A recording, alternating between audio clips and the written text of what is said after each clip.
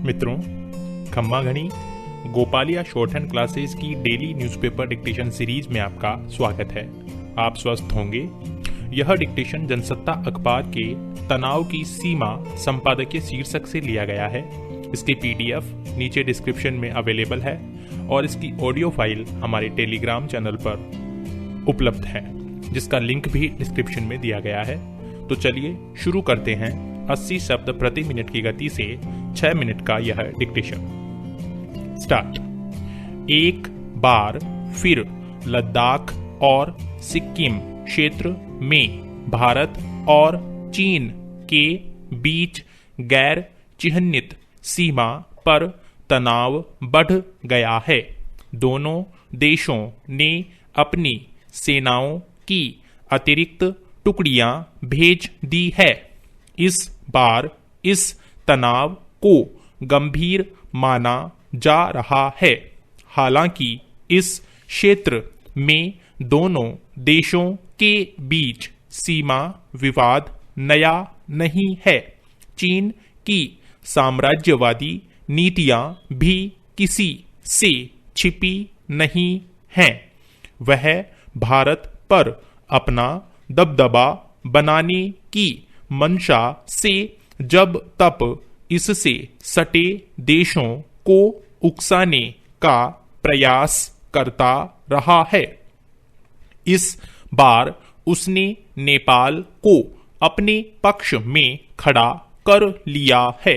नेपाल, सिक्किम और भूटान के भारत से सटे हिस्से चीन के लिए सामरिक दृष्टि से ज्यादा महत्वपूर्ण हैं। इसलिए उसने डोकलाम में सड़क निर्माण शुरू किया था ताकि उसकी भारत के पूर्वोत्तर हिस्सों तक पहुंच आसान हो और भारतीय सैनिकों की निगरानी को कमजोर किया जा सके। पर जब भूटान ने इसका विरोध किया तो भारत ने भी चीन को सख्त चेतावनी दी। जब भी तनातनी बढ़ी थी और आखिरकार चीन को अपने कदम वापस खींचने पड़े थे। पैरा। मगर जब भारत ने जम्मू कश्मीर को 3 हिस्सों में बांट कर नया नक्शा पेश किया तो उसमें काला पानी क्षेत्र को भी भारत का हिस्सा दिखाया। इस पर नेपाल ने उसे अपना हिस्सा बताते हुए ऐतराज जताया और लिपुलेख दर्रे में बन रही भारतीय सड़क का भी विरोध किया। इस महीने के पहले हफ्ते में गृह मंत्री राजनाथ सिंह ने उस सड़क का उद्घाटन करने के बाद नेपाल की तलखी और बढ़ गई। उसने चीन से गुहार लगाई कि वह लिपुलेख क्षेत्र में भारत की गतिविधियों को रोकने में मदद करें। हालांकि चीन ने ऊपरी तौर पर बयान दिया कि यह भारत और नेपाल के बीच का आपसी मामला है और उन्हें आपस में बातचीत के जरिए इसका हल निकालना चाहिए। मगर लद्दाख और सिक्किम क्षेत्र में उसने जिस तरह अपनी सैन्य टुकड़ियां भेजी हैं और उन्हें भारतीय सैनिकों के साथ संघर्ष भी किया है, उससे चीन की नीयत समझी जा सकती है। दरअसल नेपाल के लिपुलेख और सिक्किम में भारत की सड़कें बन जाने से भारतीय सेना की चीन सीमा तक आवाजाही सुगम हो जाएगी।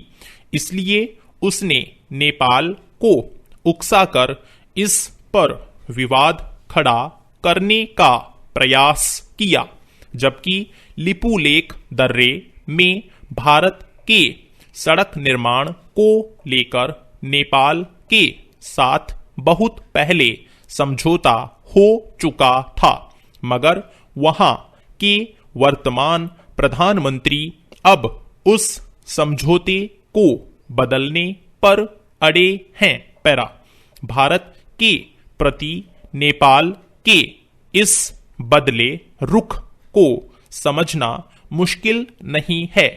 चीन ने वहां सड़क, रेल, बिजली आदि विकास परियोजनाओं में काफी मदद की है और नेपाल फायदे में रह सकता है, इसलिए वह चीन की रणनीतियों में उसकी मदद कर रहा है।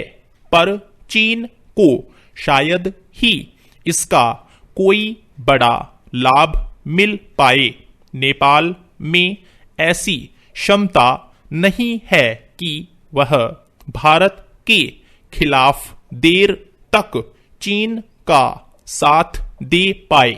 फिर नेपाल अनेक समझौतों से भारत के साथ बंधा है, उन्हें तोड़ना उसके लिए आसान नहीं होगा। इसके अलावा सिक्किम और भूटान से सटे क्षेत्रों में भारत की स्थिति ज्यादा मजबूत है, जहां से चीन को पहले भी कड़ी चुनौतियां मिलती रही है। सीमा पर चीन की ताजा सैन्य सक्रियता भी महज कवायद साबित होने वाली है। स्टॉप।